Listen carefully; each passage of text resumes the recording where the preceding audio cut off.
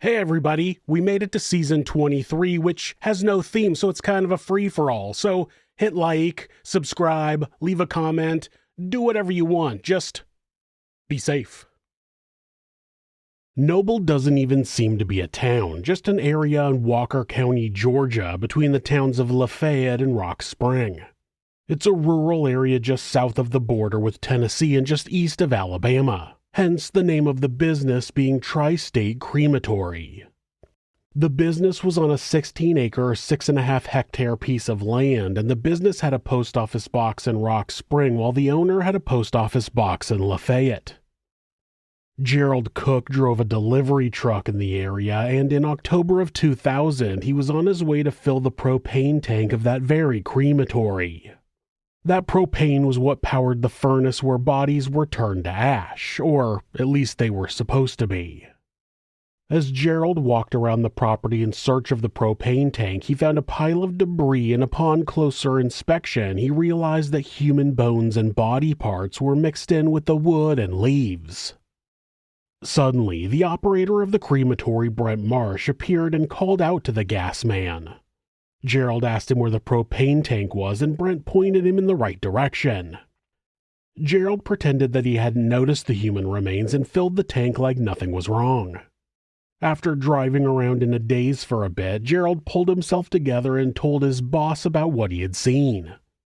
His boss went to the sheriff's office in Lafayette and explained what his employee had seen. Walker County Sheriff Steve Wilson listened to the story and didn't immediately think he was dealing with a crime.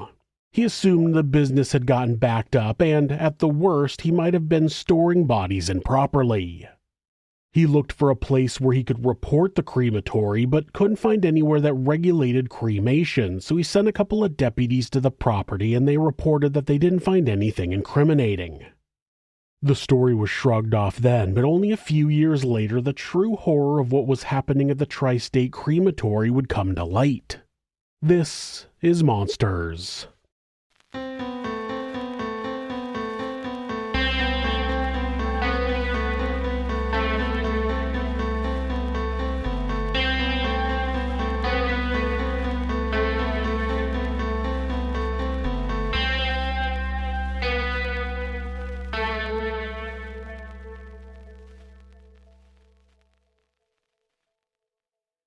The Marshes meant more to Walker County than just business owners.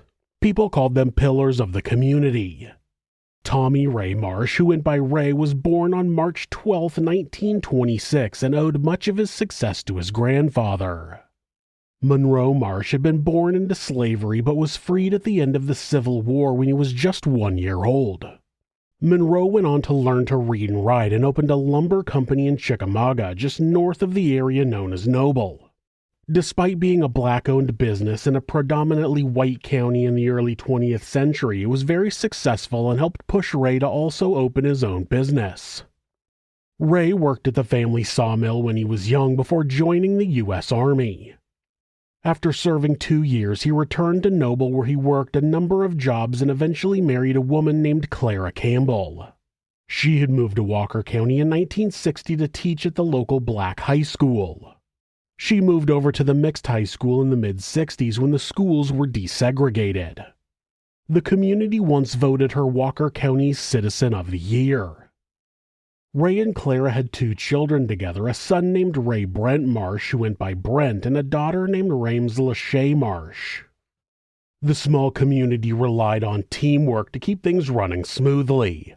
When someone died, Ray would help with funeral services, even digging graves. He eventually rented a backhoe and ended up with multiple crews digging graves throughout Georgia, Alabama, and Tennessee.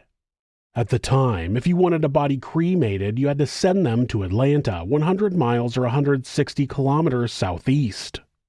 Ray decided he could fill a need and started Tri-State Crematory in 1982. He knew it would give many people in the surrounding area a cheaper alternative to burying their deceased loved ones. He bought an 11-ton furnace and built a crematory on land owned by his family.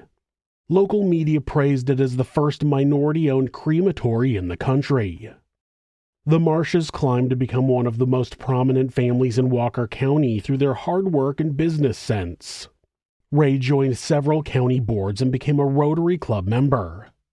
The crematory's rates stayed low at $200 to $250 per cremation. They didn't need advertising since they ran what amounted to a monopoly in the region. They were the only game in a large rural area that encompassed 3 states. As the business grew, he hired employees, and as his son Brent got older, he began helping out at the business as well. The family business changed hands in 1996 when Ray had several strokes and developed dementia. Brent had done well in high school, played football, and was the captain of the track team. He had graduated and started attending the University of Tennessee at Chattanooga on a football scholarship. When Ray fell ill, Brent left college during his 3rd year to run the crematory. Brent followed his parents' example of community service. He served as his local Baptist church's treasurer, went to Bible class regularly, and sat on the county board of family services.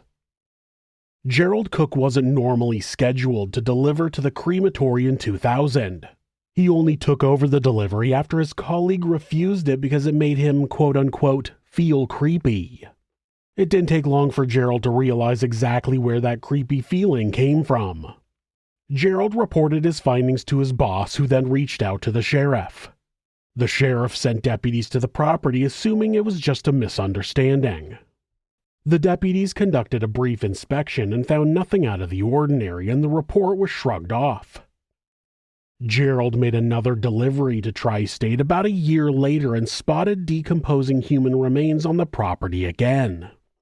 That time, he told his aunt, Faye Deal, an FBI office employee in Rossville just outside of Chattanooga, right over the border in Georgia. Before that incident, other red flags had been ignored. Bill McGill, the former county coroner, had repeatedly asked state officials in the early 1990s about the crematory operating without proper licensing and permits. It's unclear if the questions were ignored or if officials looked into it and saw that the Tri-State Crematory had not been breaking any rules. The state of Georgia passed a law in 1991 that made anyone who operated a crematory be required to be a licensed funeral director. That required a degree and almost 4,000 hours of apprenticing in order to become licensed, which seemed unreasonable for a nearly 70-year-old man who had already been running a crematory for more than a decade. Ray fought the law and ended up getting an exemption, but the state continued to push the issue until finally dropping it in 1996. That was the same year that Brent ended up taking over operation of the business. So the report to the sheriff in 2000 wasn't the first time the crematory's activities were reported. It wasn't until Gerald told his aunt that someone finally decided to look into the situation. On February 15, 2002, Faye made an anonymous call to the EPA and told them she had been walking her dog and found human remains near a creek. That was a lie, but she specifically said it was near a crematory in order to trigger an investigation. Since it was near a creek, EPA investigator Robin Hedden decided to take a look. He and a colleague found a human skull in a thicket while approaching the Marsh's property through the woods. Since investigating human remains was not the responsibility of the EPA, they made a video recording of the remains and immediately alerted the Georgia Bureau of Investigation. Authorities went onto the property, which was where the crematory was located, as well as the homes of the Marshes. They first went to the location of the skull, and the coroner identified work that had been done by a mortician in preparation for a funeral. Near the skull, they found bones that were identified as human finger bones. Before they left the woods, the investigators found a long cardboard box, and when they opened it, there was the body of an elderly man decomposing inside. It was clear that something was not right at the crematory, and the investigators asked Brent to unlock the building so they could do a full search of the property. There was a large barn-style shed near the crematory, and when they opened the door, they saw bodies laid all over the floor. They looked like they had just been placed there in whatever condition they had been in when they died at the hospital. In the crematory itself, they found more bodies, one that was in the furnace but hadn't been cremated. In another building, there was another body just laying on the floor. As investigators continued to move about the property, they found small bones all over the place. They found entire skeletons. There was a hole dug in the ground covered with a blue tarp, and when they pulled back the tarp, they found the hole was partially full of water and there were skeletons in the water. They found a body in the back of a van. They found another body in the back of a hearse. They found a body under a piece of plywood.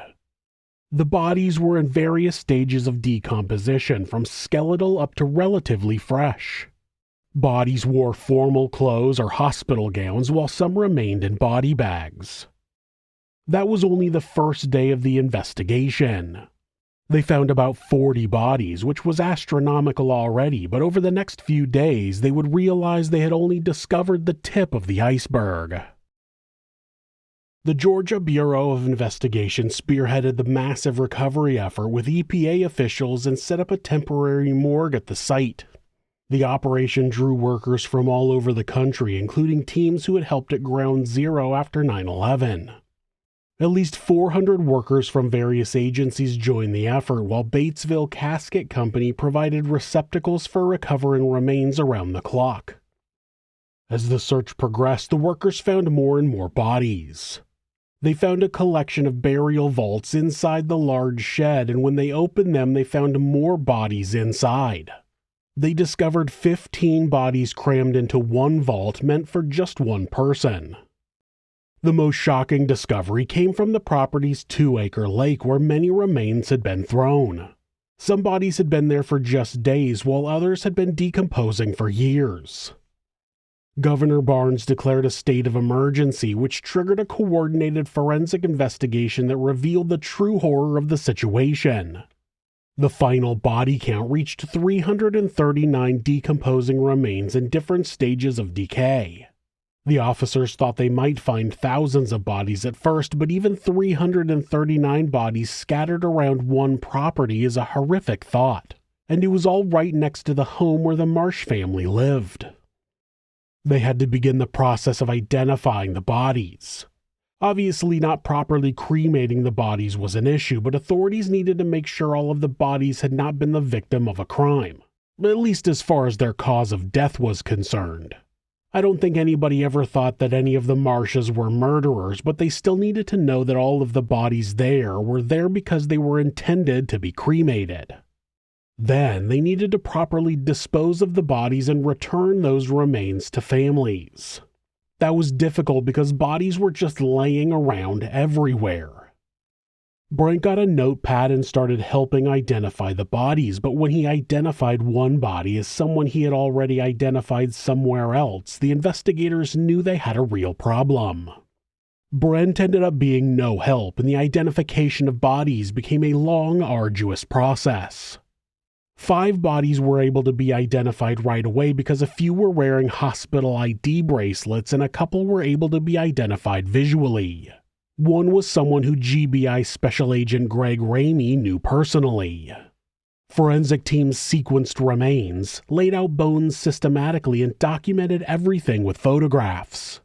The experts matched dental records, ran DNA tests, and checked funeral home documents to confirm identities. The funeral homes that had sent bodies to the Tri-State Crematory were notified and were completely shocked to find out that the bodies had not been cremated. They assisted as best they could with identifying the bodies they had sent to the facility.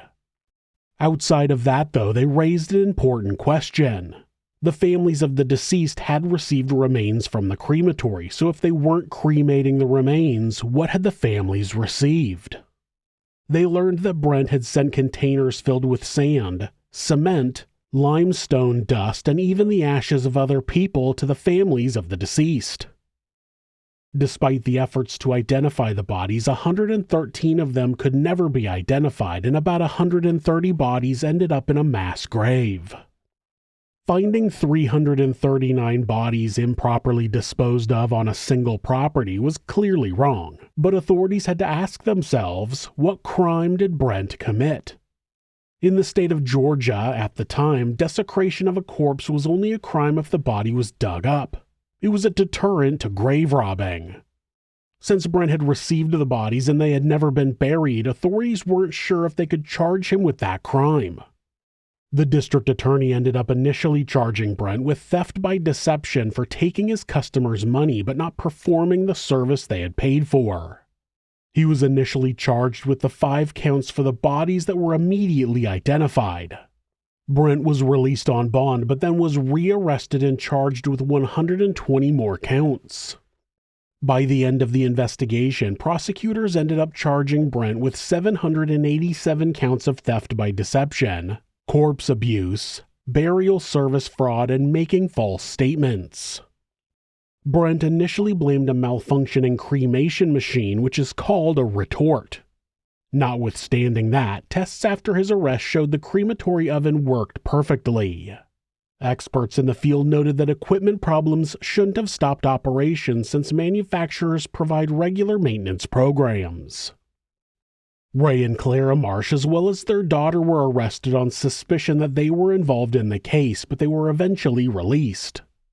As the bodies were identified, a few were from 1997, then the amount of bodies rose as the years went on from there. The most recent body found had arrived at the crematory 2 days before the investigation. None of the bodies were identified as having been there from the time Ray had been operating the business. Brent Marsh apologized when he pleaded guilty but gave no reasons. He told the victims, quote, "To those of you who may have come here today looking for answers, I cannot give you." The judge sentenced him to 12 years in prison, 75 years of probation, and ordered him to pay a $20,000 fine. The court also made him write apology letters to all 226 families whose loved ones were identified. Not all of the letters were exactly the same, but they were similar to this one. "Dear Mrs. Smith, I am sorry for your loss. I wish I had the answers to give you that would put your mind at ease, but I do not. I can only offer you my deepest apology. Someday I pray that you will be able to forgive me for my failure to properly perform my job. Also, I pray you will be able to put an end to this chapter of your life. Please accept my sincerest apologies and my prayers for you. Prayerfully yours, Brent Marsh." Many family members called the sentence too light given their trauma. Brent's defense team came forward with a remarkable theory in 2007. Medical tests showed that Brent had mercury toxicity from cremating bodies with mercury dental fillings. His lawyers explained that a broken ventilation system had exposed both Brent and his father to dangerous mercury levels. They claimed that the poisoning had turned him into a modern-day Mad Hatter and severely impaired his judgment. Tests confirmed high levels of heavy metals in his system. His lawyer described several symptoms that matched mercury poisoning, including chronic insomnia, headaches, and body aches. Nearly 1,700 family members took legal action against Tri-State Crematory and the funeral homes after authorities found their relatives' remains at the facility. The courts granted class action status to those plaintiffs in Georgia, Tennessee, and Alabama. The federal lawsuit reached its conclusion in March of 2004 when all 58 funeral homes agreed to settlements totaling $36 million. Each family received between $5,000 and $100,000 based on their specific circumstances. The courts ordered an $80 million judgment against the Marsh family.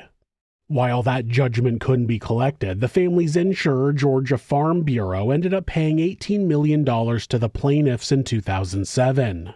That payment served as full and complete satisfaction of the judgment against the Marsh family. The Tri-State Crematory scandal revealed major flaws in how Georgia monitored its funeral industry. A full picture showed that current laws didn't protect consumers well enough. Georgia law had a serious weakness before the scandal. Crematories that worked only with funeral homes could operate without licenses. That meant they avoided mandatory state inspections. Tri-State Crematory never received an inspection because of that gap. The situation became worse because state rules didn't address what happened when crematories failed to cremate bodies because nobody considered that could happen. Georgia's legislature completely rewrote the funeral industry's rules after this scandal. The new laws created felony provisions for violators and banned the abandonment of human remains. Today, officials conduct regular inspections of funeral establishments and crematories. A licensed funeral director must be in full and continuous charge of each facility. Any violations result in immediate fines. Workers demolished all tri-state property buildings in 2005. Clara Marsh signed an agreement that the land will stay in a trust and serve as a peaceful and dignified secluded memorial for the victims. Georgia's legislature set aside $45,000 to build a memorial site for the families affected by this tragedy. It's impossible to say how many bodies were truly on the property. Brent Marsh's defense tried to claim that 339 was an overcount, as some of the remains might have been mixed together. Other reports claim that the recovery efforts stopped once FEMA denied a request for federal aid. There was a lot of the Marsh's property that did not get covered during the recovery effort, and there are likely still more remains that may never be found. Though nobody was murdered by Brent Marsh, he still violated every single human being whose body ended up at his business. He violated the members of those families who believed their loved ones' bodies were handled with care, and he violated them again when he gave them fake remains. He created an environment on his property that could rival any horror movie, and he would have continued to do that if a simple gas delivery hadn't uncovered what was really going on. He created a horror story, and he was the story's monster.